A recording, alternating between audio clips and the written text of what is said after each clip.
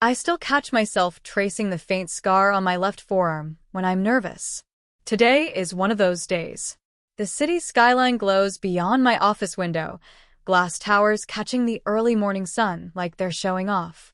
I should be thinking about my pitch meeting in 30 minutes, the kind that can change the trajectory of a company, but instead, my mind drifts back to the sound of shattering glass. I lean back in my chair, silk blouse soft against my skin, and let the memory pull me in for just a moment. The way the world smelled of burnt rubber and gasoline. The way my chest ached with each shallow breath. The way no one, not even my sister, was there when I woke up in the ER. My phone buzzes on the desk. It's a text from her. "Hey, I'm in town for a few days. Wanna grab lunch?" Smiley face. I stare at the screen, my thumb hovering but not typing. My sister, Emily, the girl who was late for yoga that night, the reason we were even on that road. The reason I was left bleeding in shattered glass while she what? Called a rideshare and left? I take a slow breath, tasting coffee and steel all at once. Funny how life works. How I built an empire from the ground up, and yet one text from her can still make my heart pound like I'm 22 and trapped in that car all over again. I was 22 the night everything shattered. Emily had called me in a panic. She was running late for her yoga class, and her car wouldn't start. I had just gotten off a double shift at the diner, still smelling faintly of fryer oil, but I grabbed my keys anyway. She hated being late, and I hated disappointing her. I remember the argument, as if it's still hanging in the air. "Emily, I'm exhausted. Can't you skip one class?" I had asked, sliding into the driver's seat. "You don't get it, Jenna," she'd snapped, tossing her yoga mat into the back seat. "This is my one thing. My 1 hour to breathe." So, I drove faster than I should have. My hands gripped the wheel so tightly that my knuckles turned white. We barely spoke the entire drive. Just the sound of the radio turned too low, and her impatient sighs every time I slowed for a yellow light. And then headlights. A flash of blinding white, a scream that might have been mine, the sound of metal twisting like paper, glass exploding in my hair, my mouth, my skin. When I came to, the world was quiet except for the drip-drip of something leaking onto the pavement. Blood, mine, was warm against my cheek. Emily was gone. At first, I told myself she'd gone for help. But hours later, lying in a hospital bed with tubes in my arms, the nurse told me my sister had already been discharged. She'd taken a rideshare home. I turned my head toward the window then, unable to stop the tears. My grandmother's bracelet, the one I'd worn every day since she passed, was missing. It must have been lost in the crash. That night, I decided something. I would stop begging for place in my own family. I would stop being the driver, the fixer, the one who bled so everyone else could breathe. When they finally came to visit 2 days later, I was already signing myself out. Walking out of that hospital was the first decision I made entirely for myself. My legs still ached. My arm was in a sling, but I signed the release forms and didn't wait for Emily or my parents to pick me up. I called a cab, rode home in silence, and packed a single suitcase. I left a note on the kitchen counter that said, "Don't call. I'll be fine." At first, fine was a lie. I rented the smallest apartment I could afford, a one-room studio above a laundromat that always smelled like detergent and steam. The rent ate half my paycheck from the diner. Some nights, I'd sit on the thin mattress and cry until my face hurt. But then, I remembered my grandmother's words. "You don't get to choose who shows up for you, Jenna. But you do get to choose who you become when they don't." So, I became someone new. I enrolled in night classes at the community college. Accounting, marketing, anything that could help me get out of food service. I worked double shifts, ate instant noodles, and taped my class notes above the sink so I could study while washing dishes. The turning point came when I met Karen Miller, my marketing professor, and the first person who looked at me like I had potential, not pity. After class one night, she pulled me aside. "You have an instinct for business," she said. "If you ever want an internship, call me." That internship changed everything.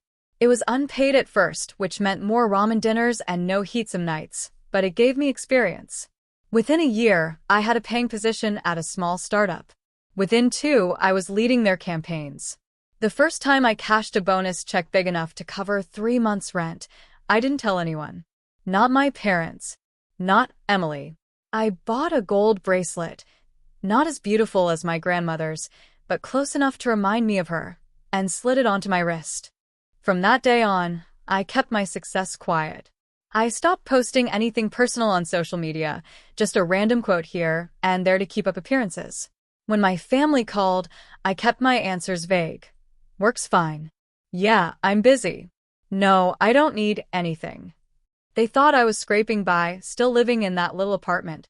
They had no idea I had moved into a loft with floor-to-ceiling windows and started my own consulting firm from my kitchen table. And I wasn't about to tell them. Not yet.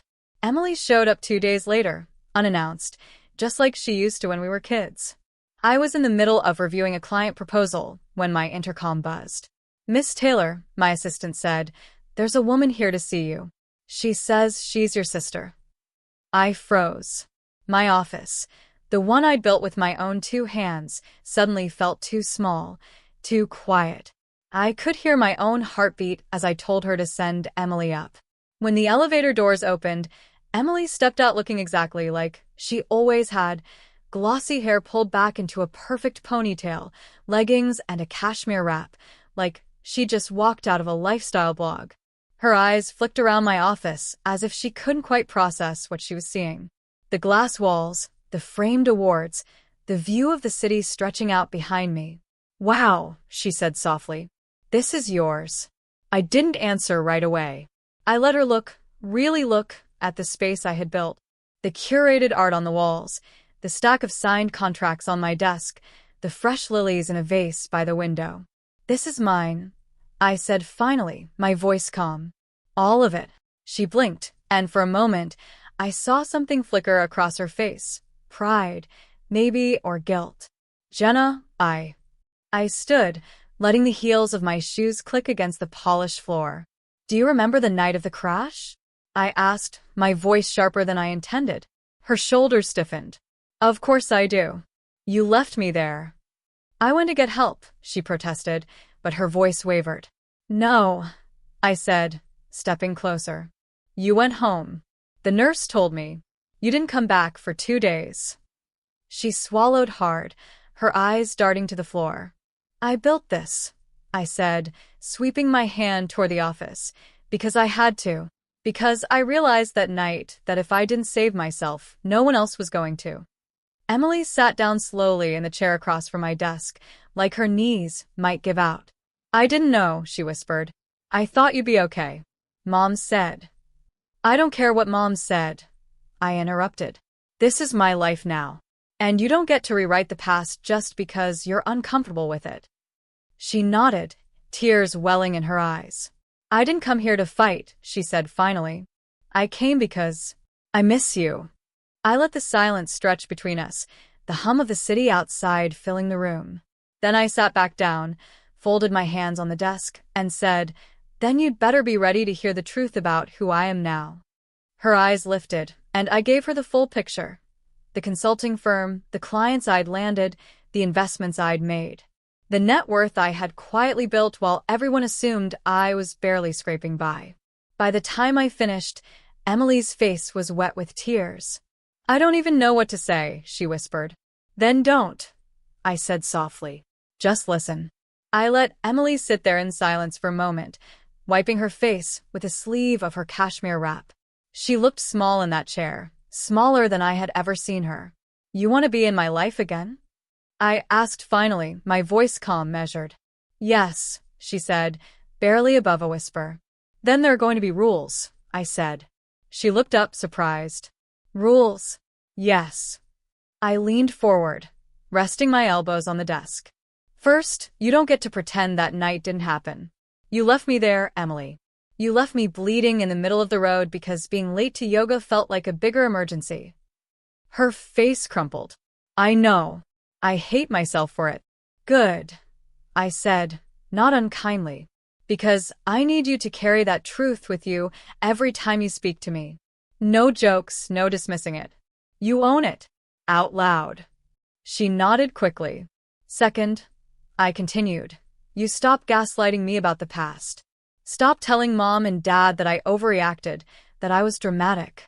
You start telling them exactly what you just told me, that you left me, and that you were wrong. Her breath hitched, but she nodded again. Third, I said, my tone softening just slightly. You start therapy. Not once or twice. I mean real, ongoing therapy. You've been running from yourself for years, Emily. You need to stop. She hesitated. I can do that. Fourth, I said, if you want me at family events, you make sure I'm respected there. No more backhanded jokes, no more dismissive comments. I will walk out the moment someone crosses the line. And you will walk out with me. Emily's eyes widened, but she didn't argue. And lastly, I said, leaning back in my chair, you support me the way I have supported you my entire life. I don't need money or favors, Emily. I need presence. I need honesty. I need you to show up. She was crying openly now, tears running down her cheeks unchecked. I can do that, she said again, her voice breaking. I swear I can. I studied her face for a long moment. She looked raw, stripped to the perfection she always carried like armor. And for the first time, I believed her.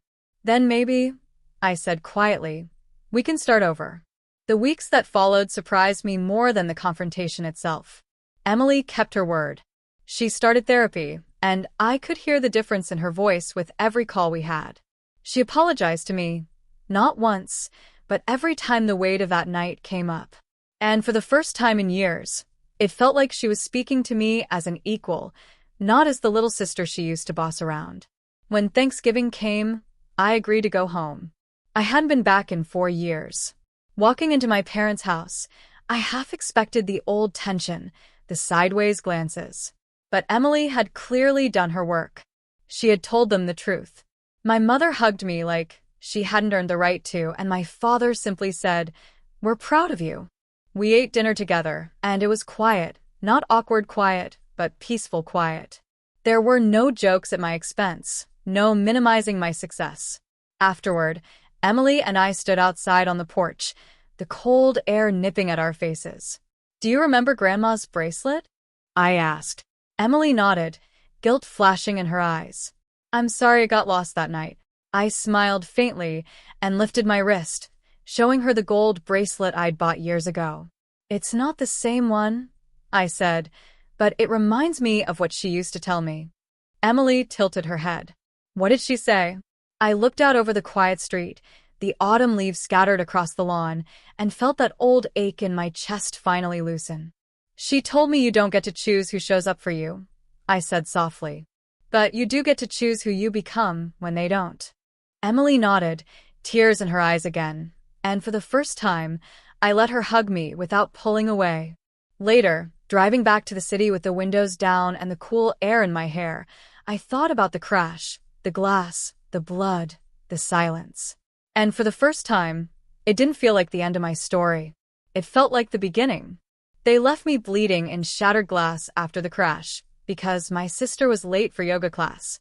But that night didn't break me. It built me. And I've never been late for my own life again.